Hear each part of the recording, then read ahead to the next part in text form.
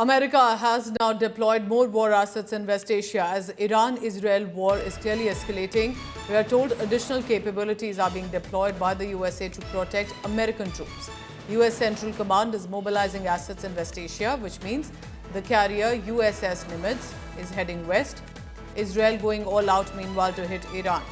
Donald Trump has said Iran will not win this war. So there's a clear support that is coming from USA, even though, remember, the USA has very categorically confirmed that military support in the attack against Iran will not be deployed. Right now, of course, this is to protect American assets. USA has said, we are not at war, we are not attacking Iran. Shivani Sharma tracking all the latest on that. Shivani, clearly, massive deployment already must be in the region by America. What is being done to protect their assets? And Donald Trump's return midway from the G7 summit clearly shows a lot is happening.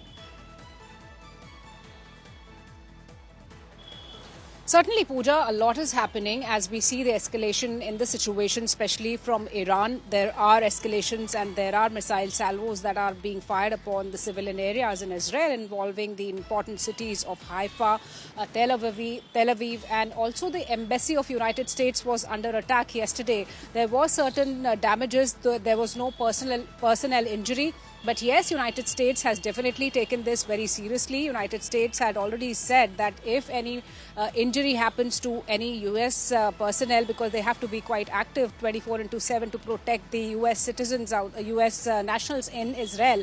So now we can see some kind of retaliation, though United States has said that it doesn't have any kind of direct military involvement in the war so far, but it is their duty to protect their nationals in Iran, because, you know, the warnings that have come in, Pooja, from United States President, they say clearly that Tehran must be evacuated as soon as possible. He did not mention whether this is only for the people of America or it is for everybody. So we can actually expect some kind of big action in Tehran, in Iran. The evacuation attempts from India have also accelerated. We see the advisories that have come in from Indian embassies, where the students and other people who are of Indian origin, they are being taken to safer places and to land borders. From there, they can be moved out. So certainly the situation is developing.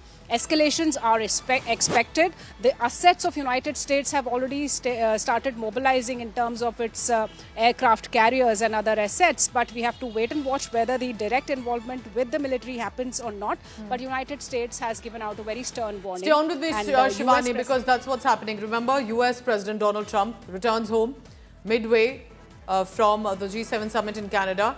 And now US is beefing up war assets in West Asia. Basically, these are capabilities to protect deployed American troops, warship and others. US Central Command is mobilizing the assets. What does it mean?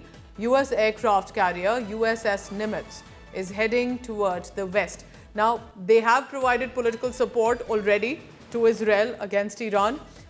Iran and America have been arch rivals, but America has also added that they are not directly a part of this war, that they will not be attacking Iran, and this is not about USA and Iran.